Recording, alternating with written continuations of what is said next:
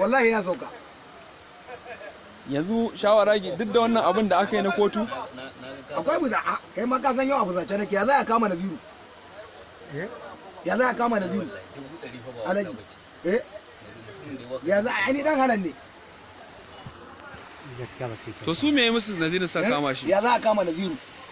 me musu sa kama shi za su gani su Allah ne zai kama su wallahi a kamun Allah su game mu to alaji a hankali kai na yan ma da aka ce wanda ya fasa to kama billahi la ilaha illa huwa ni bana tsoron kamun mutum tsoron kamun Allah nake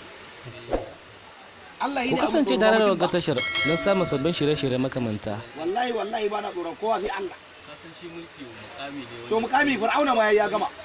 fir'auna ina yake kai in baka hiriya mutuwa baka hiriya mata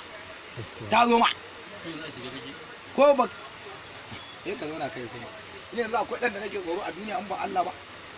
Allah ya ce karka ji tsoron wani azzalimi ba abin da zai maka bai isa ba illa iya kai daure ka ko ya kashe ka ko to shi kuma Allah ne zai maganin sa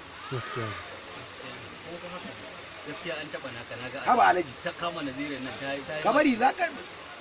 ji bayani ai da gidi na koyar ko kotun zaka yi a'a ai aka ce na san shi kake kuma ka zo nan baka kuma ka zo sai yayin wa sanan nan ce ka wani tuciya kai da kai kuɗi da kai talauci kai ma wahala kashi inda kai kuɗi ba za ka bani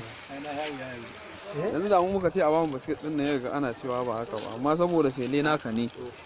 a ba su guda ka dauko biskit banda ma duniya da kai sauki ko ba kai gaskiya mun ga ba mu daɗin samun Naziru ba ji an yi belin sa ya kaje to alaji dama ai da ƙarya ce Allah alƙur'an ƙarya ce shirye ne ba hana mutum su ta ba balewa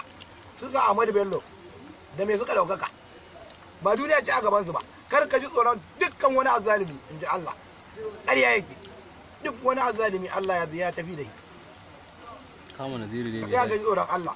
gaskiya bai kamata a'a ya kamata to shi ɗayan me yasa ɗaya mawakin nan ɗayan me yasa ba a kama shi rarara ya kamata ma a kama idan cin mutunci ne waye waye rarara cin mutunci a duniya kuma mun zama mata an zo idanu mutane kawai ba za a faɗi gaskiya ba sai abin da za a ga dama ake gara ka faɗi gaskiya ko mai ɗakin tsanci manzo Allah mutum in ya ga dama in ya kai ma zai to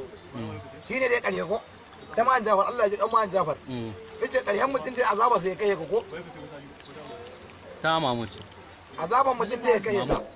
to shi ma zai ku kasance tare da wagga tashar don samun sabbin shirye-shirye makamanta wace rabon ka ci irin wannan biskit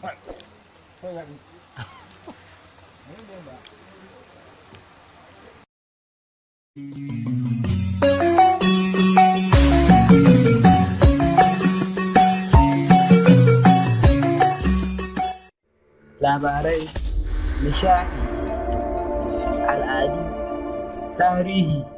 musulunci.